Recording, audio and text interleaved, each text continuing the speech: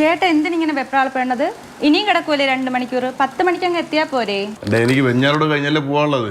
1 മണിക്കൂറുടെ block പെട്ടേ പോകാൻ പറ്റുള്ളൂ. എടാ നീ ഇപ്പൊ എവിടെ നിക്കണേ? വെഞ്ഞാറമൂടിന് അപ്പുറത്താണോ ഇപ്പുറത്താണോ? ഞാൻ ഈ തൈക്കാട് ഭാഗത്താ നിക്കണേ. അപ്പുറത്താണോ? എന്നാ ഇനി വെഞ്ഞാറമൂടിലെ ബ്ലോക്ക് കഴിഞ്ഞ് നീ എത്താൻ ഒരുപാട് സമയം പിടിക്കും.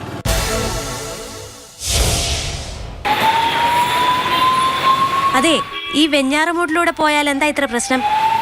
നമ്മൾ 2 വീലർ ഉള്ളതുകൊണ്ട് ഇങ്ങനെ ഇഴഞ്ഞ വഴിയൊക്കെ അങ്ങ് പോകും. വലിയ വണ്ടിയുള്ളവരെയൊക്കെ അവസ്ഥ വളരെ ബുദ്ധിമുട്ടാണ് ഇവിടെ. വെഞ്ഞാറമൂട്ടിലൂടെ വണ്ടി ഓടിച്ച് വരാൻ ജനങ്ങൾക്ക് ഭയമാണ്. മണിക്കൂറുകളോടെ നിരങ്ങിയാണ് പോകുന്നത്. ബാക്കി ഒരു റൂട്ടിലും ഈ പ്രശ്നമില്ല. അല്ല, ഈ വെഞ്ഞാറമൂടിന് എന്താ പ്രശ്നം? ഗതാഗത കുരുക്കാണെന്ന് മനസ്സിലായി. ഈ കുരുക്കഴിക്കാൻ ഇതുവരെ ആരെ കൊണ്ടും പറ്റിയില്ല.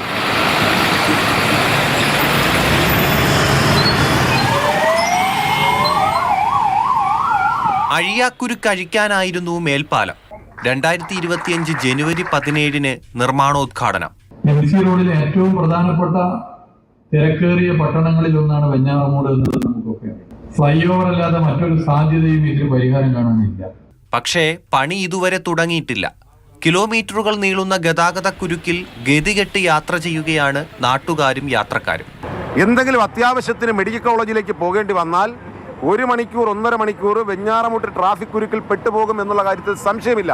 വെഞ്ഞാറമൂട് ഗോകുലം മെഡിക്കൽ കോളേജിന്റെ എൻട്രി മുതൽ തൈക്കാട് വരെയും ഈ ബ്ലോക്ക് മണിക്കൂറോളം 2 മണിക്കൂറെങ്കിലും ആയിരിക്കും ഒരു വണ്ടി ഇവിടെ കിടക്കേണ്ട ഒരു അവസ്ഥ വരുന്നത്. എപ്പോൾ ചോദിച്ചാലും മേൽപ്പാലം വരുന്നുണ്ടെന്ന് ഗവൺമെൻറ് MLA എല്ലാവരും പറയുന്നുണ്ട്. പക്ഷേ അത് പണ്ട് പറഞ്ഞതുപോലെ ഓപ്പറേഷൻ സക്സസ് ആണ്. പക്ഷേ രോഗി മരിച്ചുപോയി എന്ന് പറഞ്ഞൊരു അവസ്ഥയിൽ നീങ്ങിക്കൊണ്ടിരിക്കുകയാണ്. മേൽപ്പാലത്തിന്റെ ഉദ്ഘാടനം കഴിഞ്ഞിട്ട് 3-4 മാസമായി.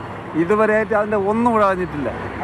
ഇവിടെ ലൈൻ മാറ്റണമെന്നാ, ഇവിടെ എന്തൊക്കെ മാറ്റണം എന്നൊക്കെ പറഞ്ഞിട്ട് ഒന്നും ആയിട്ടില്ല.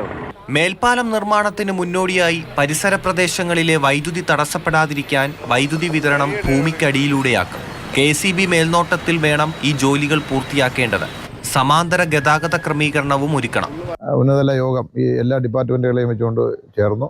അതിൽ ഒരു പരിഹാരമായി ഇലക്ട്രിസിറ്റി ബോർഡ് മെറ്റീരിയൽസ് സപ്ലൈ ചെയ്യാമെന്നും ഒരാളുകളുടെ മേൽനോട്ടത്തിൽ അത് ചെയ്യാമെന്നും ധാരണയായിട്ടുണ്ട്.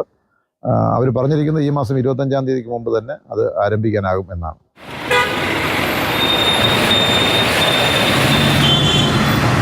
വെഞ്ഞാറമൂട്ടിലെ ഗതാഗത കുരുക്കഴിയാൻ ആദ്യം മേൽപ്പാല നിർമ്മാണത്തിലെ കാലതാമസത്തിന്റെ കുരുക്കഴിയണം.